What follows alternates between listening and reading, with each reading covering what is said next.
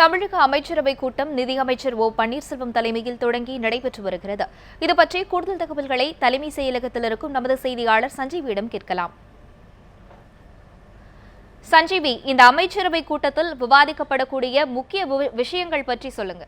சரண்யா, நிதியமைச்சர் தலைமையில் நிதியமைச்சர் ஓ பன்னீர்செல்வம் தலைமையில் இரண்டாவது முறையாக சென்னை தலைமைச் செயலகத்தில் இந்த அமைச்சரவை கூட்டம் நடைபெறுகிறது. ஏற்கனவே முதலமைச்சர் வகித்துக் கொண்டிருந்த அந்த துறைகள், அந்த இலாக்காக்கள் நிதியமைச்சருக்கு வந்த பிறகு சென்ற வாரம் 19ஆம் தேதி நிதியமைச்சர் பன்னீர்செல்வம் தலைமையில் முதல் முறையாக அமைச்சரவை கூட்டம் நடைபெற்றது. இந்த அமைச்சரவை கூட்டத்தில், அதாவது அந்த அமைச்சரவை கூட்டத்தில் பார்த்தோம் என்றால் காவேரி விவகாரம் உள்ளிட்ட முக்கியமான விவகாரங்கள் பேசப்பட்டது.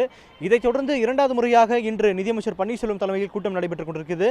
இந்த அமைச்சரவை கூட்டத்தில் பல்வேறு முக்கியமான விஷயங்கள் பேசப்பட்டு வருவதாக கூறப்படுகிறது. குறிப்பாக நாளைய தினத்தை பொறுத்தவரை டெல்லியில் மத்திய அமைச்சர் பிரகாஷ் ஜவடேகர் தலைமையில், அதாவது HRD human resource minister Prakash Javadekar தலைமையில் புதிய கல்விக் கொள்கை தொடர்பான ஒரு கூட்டம் நாளை டெல்லியில் நடைபெற உள்ளது.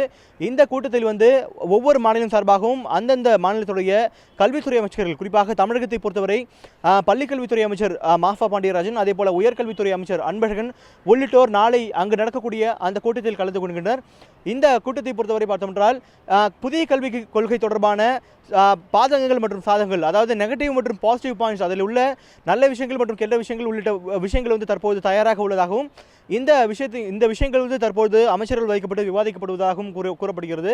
இந்நிலையில் நாளை எது போன்ற விஷயங்களை பேச வேண்டும், தமிழகம் சார்பாக கொள்கை ரீதியான முடிவு, குறிப்பாக இந்த புதிய கல்விக் கொள்கை ரீதியாக தமிழகத்தின் முடிவுகள் என்ன உள்ளிட்ட விஷயங்களை பற்றி இந்த அமைச்சரவை கூட்டத்தில் பேசப்படலாம் என்று எதிர்பார்க்கப்படுகிறது. அதே போல சென்ற வாரம் தமிழகத்துடைய மின்துறை அமைச்சர் தங்கமணி அவர்கள் மத்திய அமைச்சர் பியூஷ் கோயலை சந்தித்து தமிழகம் உதய் மின் திட்டத்திலிருந்து சேர்வதாக வாய்மொழியாக கொடுத்துள்ளார். இந்நிலையில் அந்த விஷயத்தை பற்றி இன்று பேசலாம் என்று கூறப்படுகிறது. குறிப்பாக உதய் திட்டத்தில் தமிழகம் சேர்வது குறித்து இன்று அமைச்சரவையில் முக்கியமான முடிவு ஒன்று எடுக்கப்படலாம் என்று கூறப்படுகிறது.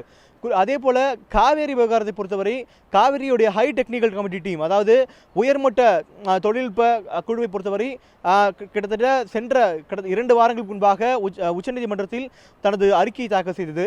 இந்நிலையில் இந்த அறிக்கைக்கு மேல்முறையீடு செய்வதற்கு நாளை இறுதி நாளாக உள்ளது.